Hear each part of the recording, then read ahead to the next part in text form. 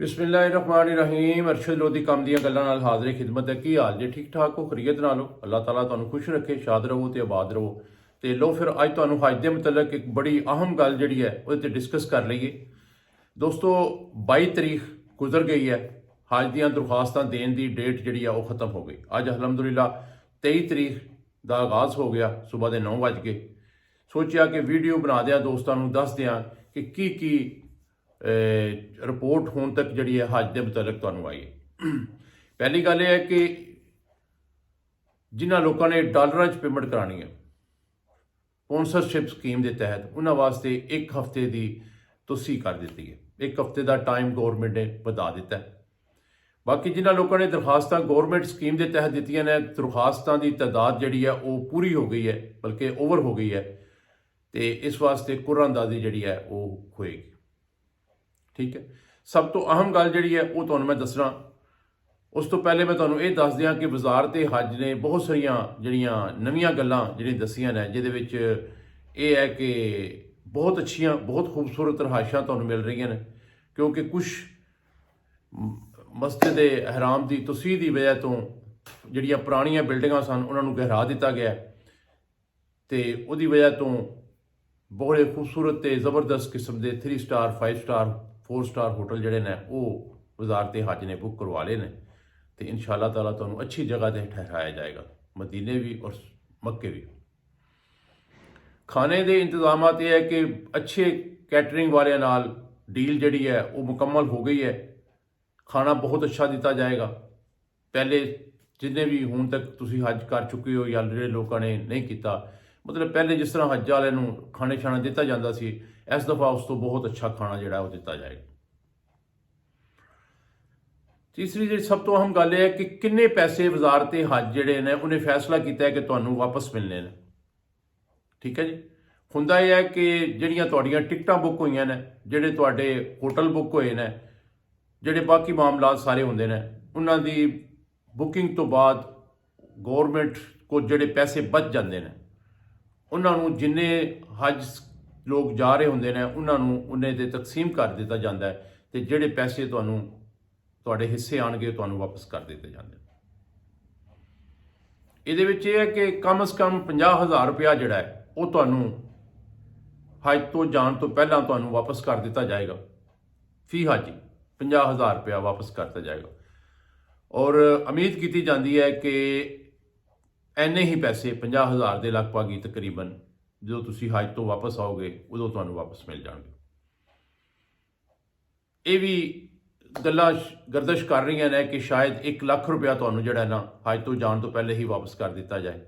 ਬਹਰਹਾਲ ਮੁਖਤਲਫ ਚਾਮਗੋਈਆਂ ਨੇ। ਰੀਜ਼ਨ ਇਹ ਹੈ ਕਿ ਜਿਹੜੇ ਡਾਲਰ ਦੀ ਕੀਮਤ ਘਟਣ ਦੀ ਵਜ੍ਹਾ ਤੋਂ ਟਿਕਟਾਂ ਦੀ ਕੀਮਤ ਘਟੇਗੀ, ਪੈਟਰੋਲੀਅਮ ਮਸਨੂਆਤ ਦੀ ਕੀਮਤਾਂ ਘਟਣ ਦੀ ਵਜ੍ਹਾ ਤੋਂ ਉਹ ਘਟਣਗੀਆਂ, ਤੇ ਟਿਕਟ ਜਿਹੜੇ ਨੇ ਉਹ ਸਸਤੇ ਹੋਣਗੇ। ਜਿਹੜੇ ਪਹਿਲੇ ਗੌਰਮੈਂਟ ਨੇ ਅੰਦਾਜ਼ਾ ਲਾਇਆ ਸੀ ਕਿ ਜੀ ਇਹ ਟਿਕਟ ਇੰਨੇ ਦਾ ਮਿਲਣਾ ਹੈ, ਇੰਨੇ ਦਾ ਮਿਲਣਾ ਹੈ, ਉਹਦੇ ਵਿੱਚ ਕਮੀ ਆ ਰਹੀ ਹੈ, ਤੇ ਉਹ ਇਨਸ਼ਾ ਅੱਲਾਹ ਤਾਲਾ ਜਿਹੜੇ ਪੈਸੇ ਨੇ ਉਹ ਤੁਹਾਨੂੰ ਹੀ ਵਾਪਸ ਕਰਨੇ ਨੇ ਜ਼ਾਹਰ ਹੈ। ਅੱਛਾ, ਹੁਣ ਮਸਲਾ ਆ ਜਾਂਦਾ ਕਿ ਤੁਸੀਂ ਸੋਚੋਗੇ ਯਾਰ ਇਹ 40 ਦਿਨ ਦਾ ਹਜ ਵਾਲਿਆਂ ਵਾਸਤੇ ਗੱਲ ਕਰ ਰਹੇ ਹੋ ਜਾਂ 20-22 ਦਿਨ ਵਾਲੇ ਵਾਸਤੇ ਗੱਲ ਕਰ ਰਹੇ ਹੋ। ਤੇ ਦੋਸਤੋ ਗੱਲ ਇਹ ਹੈ ਕਿ ਜਿਹੜੇ 40 ਦਿਨ ਵਾਸਤੇ ਹਜ ਵਾਲੇ ਲੋਕੀ ਜਾ ਰਹੇ ਨੇ, ਇਹ ਮੈਂ ਉਹਨਾਂ ਦੀ ਹੀ ਗੱਲ ਕਰ ਰਿਹਾ, ਕਿਉਂਕਿ 20 ਤੋਂ 25 ਦਿਨ ਜਾਣ ਵਾਲੇ ਲੋਕ ਜਿਹੜੇ ਨੇ ਉਹਨਾਂ ਦੀ ਤਾਦਾਦ ਤੇ ਕਾਫੀ ਘੱਟ ਹੈ। ਲੇਕਿਨ ਉਹਨਾਂ ਵਾਸਤੇ ਵੀ ਖੁਸ਼ਕਿਸਮਤੀ ਹੈ, ਖੁਸ਼ ਖਬਰੀ ਹੈ ਉਹਨਾਂ ਵਾਸਤੇ ਕਿ ਜਿਹੜੇ ਟਿਕਟ ਦੇ ਪੈਸੇ ਹੁੰਦੇ ਨੇ ਉਹ ਤੇ ਉਹਨਾਂ ਦੀ ਵੀ ਉਹੀ ਲੱਗਣੀ ਹੈ, ਤੇ ਟਿਕਟ 40 ਦਿਨ ਵਾਸਤੇ ਵੀ ਉਹੀ ਲੱਗਣੀ ਹੈ, ਤੇ ਜਿਹੜਾ ਟਿਕਟ ਦੇ ਵਿੱਚ ਫਰਕ ਆ ਰਿਹਾ, ਟਿਕਟ ਦੇ ਪੈਸੇ ਘਟ ਰਹੇ ਨੇ, ਉਹ ਉਹਨਾਂ ਨੂੰ ਵੀ ਵਾਪਸ ਕੀਤੇ ਜਾਣਗੇ। ਠੀਕ ਹੈ ਜੀ, ਇਸ ਤਰ੍ਹਾਂ ਉਹਨਾਂ ਨੂੰ ਵੀ ਤਕਰੀਬਨ 50,000 ਰੁਪਇਆ ਜਿਹੜਾ ਨਾ ਉਸ ਤੋਂ ਜਾਣ ਤੋਂ ਪਹਿਲੇ ਵਾਪਸ ਕਰ ਦਿੱਤਾ ਜਾਏਗਾ। ਅੱਗੇ ਆ ਜਾਂਦਾ ਕਿ ਸਪਾਂਸਰਸ਼ਿਪ ਸਕੀਮ ਦੇ ਤਹਿਤ ਜਿਨ੍ਹਾਂ ਲੋਕਾਂ ਨੇ ਹਜ ਤੇ ਜਾਣਾ ਸੀ ਉਹਨਾਂ ਵਾਸਤੇ ਗੌਰਮੈਂਟ ਨੇ ਇੱਕ ਕੋਟਾ ਜਿਹੜਾ ਰੱਖਿਆ ਸੀ ਤਕਰੀਬਨ 25,000 ਬੰਦਾ, ਕਿ ਜੇ ਅਸੀਂ ਸਪਾਂਸਰਸ਼ਿਪ ਸਕੀਮ ਦੇ ਤਹਿਤ ਭੇਜਾਂਗੇ। ਮਕਸਦ ਇਹ ਸੀ ਕਿ ਡਾਲਰ ਬਾਹਰੋਂ ਆ ਜਾਣਗੇ ਤੇ ਕੋਈ ਗੌਰਮੈਂਟ ਦਾ ਜਿਹੜਾ ਆਪਣਾ ਮਸਲਾ ਜਿਹੜਾ ਉਹ ਹੱਲ ਹੋ ਜਾਏਗਾ। ਲੇਕਿਨ ਉਹ ਬਹੁਤ ਹੀ ਘੱਟ, ਮੇਰੇ ਖਿਆਲ ਕੋਈ 700-800 ਬੰਦਾ ਜਿਹੜਾ ਟੋਟਲ ਉਹ ਸਪਾਂਸਰਸ਼ਿਪ ਸਕੀਮ ਦੇ ਤਹਿਤ ਜਿਨ੍ਹਾਂ ਨੇ ਦਰਖਾਸਤਾਂ ਦਿੱਤੀਆਂ ਨੇ। ਇਸ ਵਾਸਤੇ ਗੌਰਮੈਂਟ ਨੇ 1 ਹਫ਼ਤਾ ਮਜ਼ੀਦ ਵਧਾ ਦਿੱਤਾ ਹੈ ਕਿ ਚਲੋ जिन्ने लोग भी शामिल हो जान वो बेहतर है। दोस्तों, हुण सोचने वाली गल यह है कि जदों एक महीने दे विच तकरीबन अगर 1200-1100 बंदे ने स्पॉन्सरशिप स्कीम के तहत पैसे जमा करवाए ने, डॉलर पैसे जमा करवाए ने, तो यह जिहड़े एक हफ्ता है ये किन्ने कुछ लोग जमा करवाएंगे? मैक्सीमम अगर बड़े भी लोगों ने करवा दिते तो 500-700 बंदा होर हो जाएगा, जिहड़ा कि इन्ना भी होंदा नज़र नहीं आ रहा। तो अगर ये बंदा 25,000 तादाद गौरमेंट ने जी जेहन से बना के रखी है, अगर ये पूरी नहीं होंगी तो फिर ये होएगा कि चूँकि स्पॉन्सरशिप स्कीम और जिन्होंने लोगों ने इत्थों पैसे जमा कराए हैं, अपने बैंक के थ्रू पैसे जमा कराए हैं, उन्होंने मिला के टोटल जिहड़ा गौरमेंट की पॉलिसी है कि असी 99,000 बंदा जिहड़ा उन्होंने बाहर भेजना है, तो वो फिर मेरा ख्याल है कि टोटल 99,000 बंदा जिहड़ा वो पूरा नहीं होएगा। तो जो वो पूरा नहीं होएगा तो फिर कुरानदाजी भी नहीं होएगी। तो मेरा अंदाज़ा है, मेरा अपना जिहड़ा तज़िया है या मेरा ख्याल है, जो मेरे को रिपोर्टां ने वो है कि कुरानदाजी होंदी नज़र नहीं आ रही।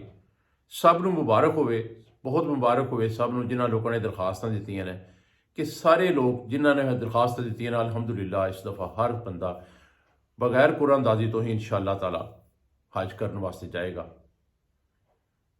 तो बाकी मामलात जिहड़े ये ने कि अपने जिहड़े तैयारियां ने वो तुसी रखो, वाक शाक करने शुरू कर दिओ, क्योंकि उत्थे जाके चलना पैंदा है, तो एक मुशक्कत है जिहड़ी पूरी करनी पैंदी है। तो अगर इत्थे तुसी सुते रहे, सुस्त बने रहे, तो फिर वो मामला तुहाडे वास्ते तकलीफ दे होणगे। इस वास्ते कोशिश करो कि वाक शाक करो, अपनी रूटीन बनाओ, 5 वक्त की नमाज पढ़ना शुरू करो, ताकि उत्थे जाके तुहानूं फील ना होवे तो फिर बहुते लोग जिहड़े होंदे ने इत्थे नमाज भी नहीं पढ़ते, वाक भी नहीं करते, तो उत्थे जाके उन्हां वास्ते तकलीफ का बायस बनता है, तो वो बीमार हो जाते हैं। तो दोस्तों, अल्लाह ताला साडा सारा दा हामी और नासर होवे। यह बड़ी अहम जी गल सी, तो मैं सोचा कि अज ऐसे गल ते वीडियो बना दी जाए, दोस्तों को खुशखबरी सुना दी जाए। तो इंशाअल्लाह ताला बशर्ते ज़िंदगी कल फिर एक नवी गल तो कल वीडियो बनावांगे। कल तक इजाज़त, अल्लाह हाफिज़।